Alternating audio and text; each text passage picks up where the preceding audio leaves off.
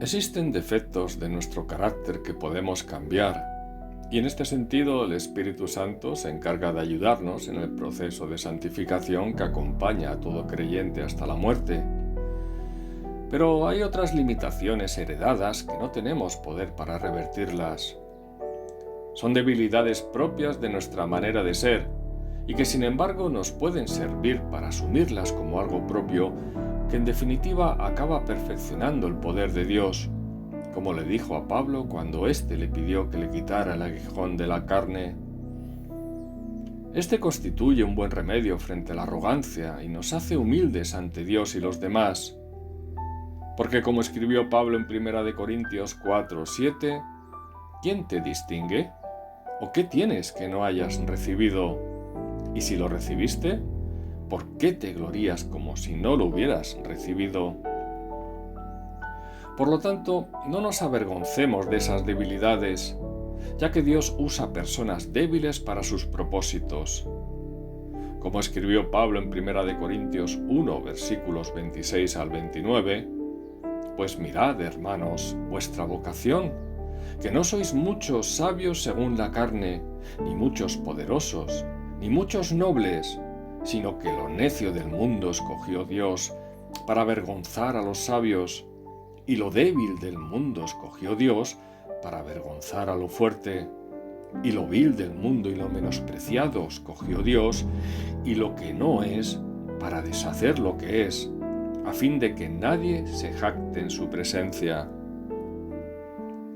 A veces Dios puede despojarnos de la fuerza que poseemos para poder usarnos. Es lo que hizo con Gedeón cuando le fue disminuyendo el número de soldados de su ejército para luchar frente a los madianitas. Jacob también fue despojado de la fortaleza que tenía para huir de situaciones conflictivas, de tal manera que Dios le dislocó la cadera, transformando aquella fuerza en una debilidad aparente que serviría al propósito divino, ya que esa cojera le impedía huir de la situación para no tener más remedio que apoyarse en Dios. Nosotros somos como esos cojos que necesitan muleta, en este caso la divina que Dios nos proporciona para afrontar las situaciones difíciles de esta vida, asumiendo precisamente nuestra cojera sin avergonzarnos por ello. Así, al apoyarnos en ella, la debilidad es usada para que su poder se perfeccione como hizo con Pablo, ya que cuando confiamos en nosotros mismos es cuando más tropezamos en cada paso que damos. No hay nada peor que creernos sabios en nuestra propia opinión. Por lo tanto, no confiemos en nosotros mismos o en el hombre, porque como se expresa en Jeremías 17:5, así ha dicho Jehová: maldito el varón que confía en el hombre y pone carne por su brazo, y su corazón se aparta de Jehová. Es decir, el que se apoya en su propia fuerza y aparta su corazón del Señor.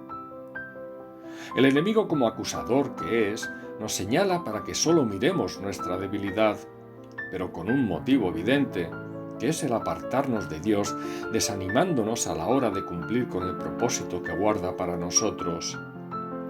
El diablo desea nuestra rendición, y por eso debemos seguir adelante pese a todo, haciendo lo que consideramos que es la voluntad de Dios, a pesar de las emociones y sentimientos negativos que a veces nos invaden.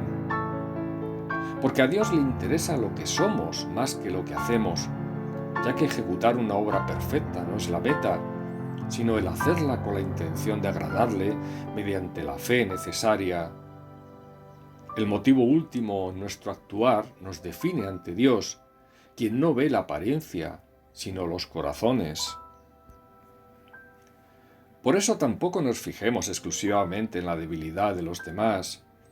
Esto lo podemos hacer para autojustificarnos y descargar la culpa en el otro en cualquier conflicto que tengamos con el prójimo.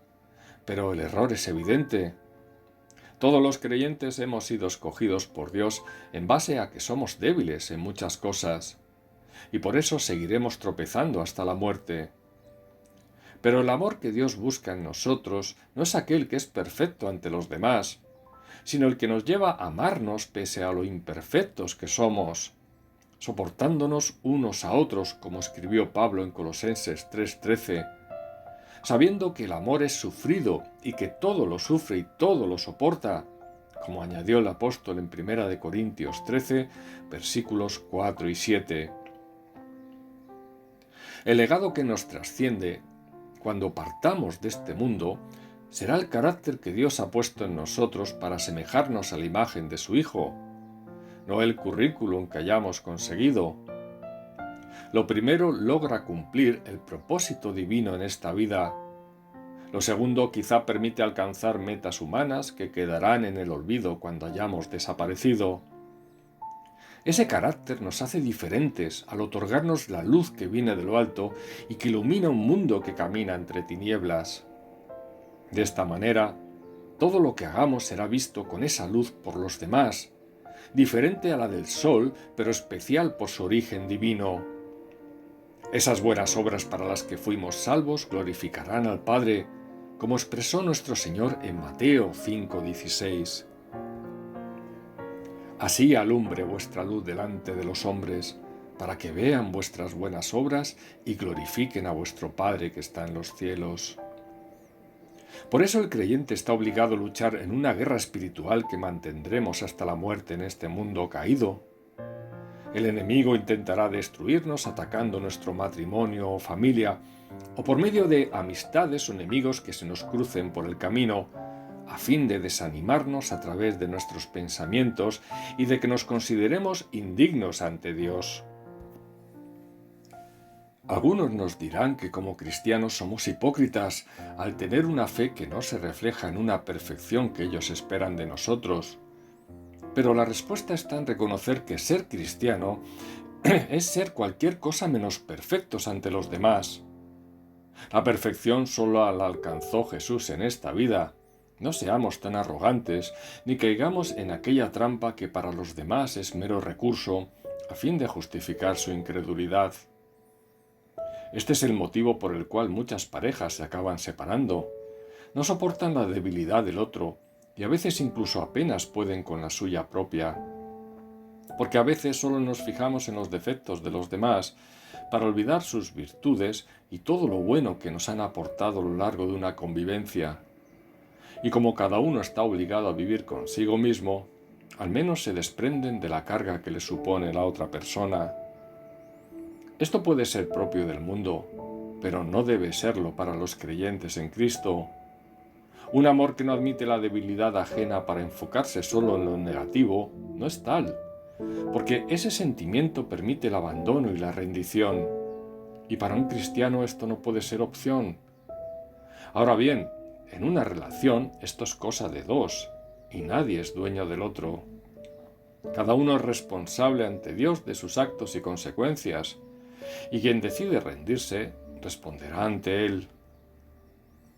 Evitemos también ocultar nuestras debilidades para aparentar ante los demás lo que no somos o incluso para buscar su aprobación. La finalidad última es complacer y glorificar a Dios, no al hombre. La respuesta de Pedro en Hechos 5:29 lo dice todo. Es necesario obedecer a Dios antes que a los hombres. Intentar llevarse bien o caer bien a todo el mundo es imposible, y es terrible pretender hacerlo siendo cómplices en el silencio de la maldad que nos rodea. Si nos dejamos llevar por esta tentación, la fe mengua, la hipocresía avanza, y Dios no podrá usarnos como quisiera, cuando en lugar de otorgarle la autoridad sobre nosotros, se la entregamos a personas debido a nuestra necesidad de aprobación ajena. Por eso el Señor en Lucas 6:26 dijo lo siguiente: «Ay de vosotros, cuando todos los hombres hablen bien de vosotros, porque así hacían sus padres con los falsos profetas». No busquemos la alabanza de quienes rechazan al Padre y al Hijo, ni temamos su reproche por la causa de Cristo, sino más bien considerémonos bienaventurados por tal motivo, porque bienaventurados seréis cuando los hombres os aborrezcan, y cuando os aparten de sí y os vituperen, y desechen vuestro nombre como malo por causa del Hijo del Hombre. Gozaos en aquel día y alegraos, porque he aquí vuestro galardón es grande en los cielos, porque así hacían sus padres con los profetas. Lucas 6, 22 y 23. Desechemos el temor al rechazo de los demás. No olvidemos que ni siquiera Jesús pudo complacer y atraer más que a un pequeño grupo de seguidores y discípulos, y que la mayoría finalmente le abandonó en la cruz del Calvario. Además, ¿cuánta gente se pone al Dios de la Biblia actualmente? Por eso enfoquémonos en Cristo, que nunca nos rechazará, no en las personas que sí podrán hacerlo. Esa seguridad que nos ofrece nos hace libres de cargas, culpas y exigencias absurdas que los demás pretendan imponernos, porque la necesidad de aprobación ajena es un yugo muy pesado y difícil de sobrellevar. Nuestra debilidad es terrenal, fruto de una existencia marcada por un límite temporal que llegará a su fin. Por el contrario, la eternidad sin límites junto al Padre y al Hijo nos aguarda. Y cuando resucitemos, la corrupción se habrá transformado en incorrupción, la deshonra en gloria y la debilidad en poder. Primera de Corintios 15, versículos 42 y 43. Si aprendemos a relativizar lo efímero, conseguiremos abrazar lo eterno, donde la opinión de los demás se desvanece como la neblina de la mañana que acaba desapareciendo cuando el sol alcanza su mayor cenit. Como dijo el predicador en Eclesiastés 1:2, vanidad de vanidades, todo es vanidad. Y en Job 15:31 podemos leer que no confíe el iluso en la vanidad, porque ella será su recompensa. Por eso vemos tanto sufrimiento, incluso en aquellas personas que a través de las redes sociales se esfuerzan midiendo su autoestima en función de la aprobación ajena, porque vanidad son los hijos de los hombres, Salmo 62:9. Tanta belleza y culto al cuerpo dedicado, tanto empoderamiento alimentado desde el ego por gente hambrienta de aprobación, ¿valdrá de algo en los últimos instantes de sus vidas mientras el aliento se va apagando?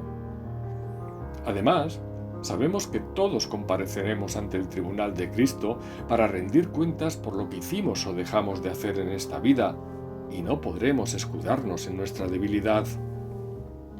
Dios sabe que su Espíritu nos ayuda por medio de ella, Romanos 8:26. Por ello, mejor será haber usado lo que nos dio para multiplicarlo, aunque fuera un solo talento, que haberlo enterrado por un miedo que no servirá de excusa ante el Señor que nos lo otorgó. Por todo ello, me reconozco débil ante Dios y los demás, sin reparo, sin excusas, sin vergüenza. Hago mías las palabras de Pablo en 2 de Corintios 4, versículo 9, porque tropiezo y caeré, seré derribado, pero jamás destruido. Quien busque convivir con personas que jamás le decepcionarán, fallezca primero esperando alcanzar el reino junto al Padre y al Hijo. En resumen, reconcíliate con tu debilidad.